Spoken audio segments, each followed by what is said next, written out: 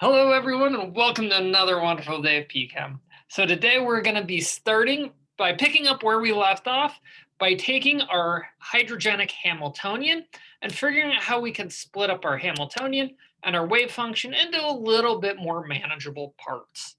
So last time we took our kinetic energy portion of our Hamiltonian and we split it up using the Legendrian, splitting it up into a series of radial components and this little pesky bit of the Legendrian over r squared. In addition, we also have this extra potential term, which represents the attractive nature of the nuclei to the surrounding electrons. However, one of the first things we're going to want to do is try and pull out the Legendrian because it's going to it's our only term that depends upon the angular position of the electron. And again, this is going to be the only thing that gives us kind of the angular shape of the system. So we can then go ahead and pull this out front. And so now I've identified all of my angular contributions in this single part. So the rest of this now just becomes a radial Hamiltonian. Now, because we're able to separate our wave function in terms of radial and a little bit of angular components, this means that we should also be able to separate out our wave function into a radial wave function and an angular wave function. So our real trick is going to be trying to figure out what the forms of these two functions should look like. And the real hint actually is in this term of our Legendrian, because it turns out that since this is our only angular component, all I need to do is find a set of functions that are going to be eigenfunctions of the Legendrian.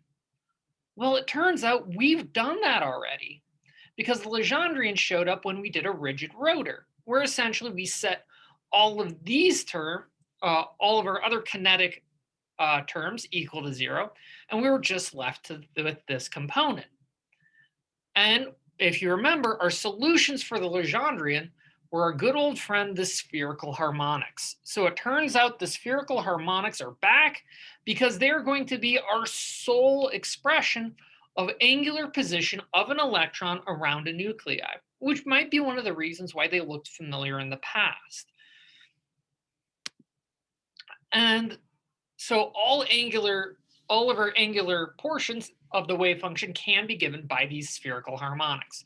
So let's do just a quick review of our spherical harmonics. So as a quick note, our angular distributions and the spherical harmonics are controlled by two different quantum numbers.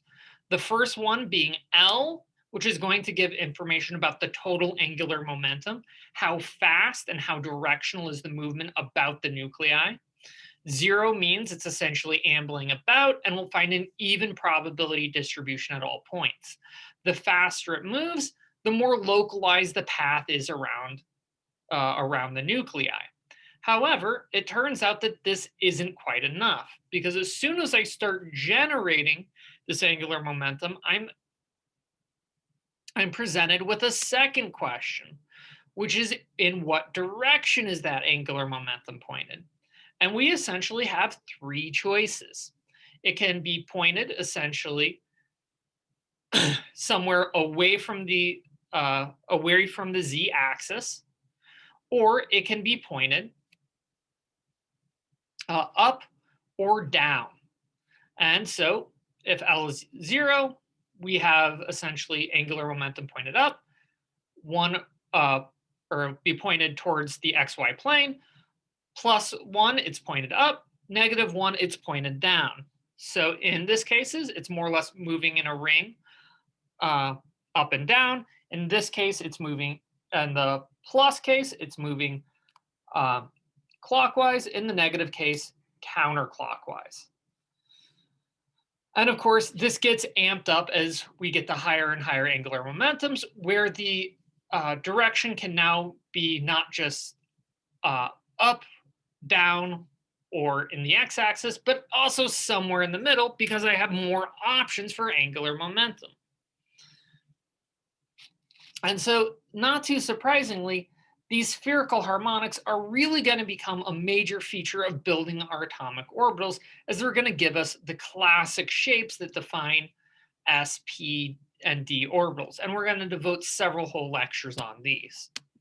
However, for the meantime, one of the most important parts about using these spherical harmonics is that when I apply the Legendrian to these spherical harmonics, it gives us a known set of eigenvalues, with the eigenvalues being, if you may remember, just dependent on the total angular momentum. They don't depend on the direction of the angular momentum, just how much of it I have. So our eigenvalues are simply going to be L times L plus 1. Now, one of the reasons why this is actually kind of cool is because this gives me a modified way to express my radial Hamiltonian. Because what I can do is I can put these solutions of my eigenvalues into my general Hamiltonian and essentially introduce, instead of a single monolithic radial Hamiltonian, a series of radial Hamiltonians that have different forms depending on the total angular momentum. As I'll have the kinetic energy of the Hamiltonian, which should in net be negative. And again, another attractive component here, as the nuclei is attracted towards the electron is attracted toward the nuclei. But I'm also going to have this fun repulsive component, as higher angular momentum is going to push the electron further out. Now that we have essentially a set expression for a radial Hamiltonian, again, as a function of our total angular momentum, again, with no dependence on shape, we're going to next time develop these radial distributions, as I can get a set of eigenfunctions and eigenvalues to go with this operator. Till then, take care.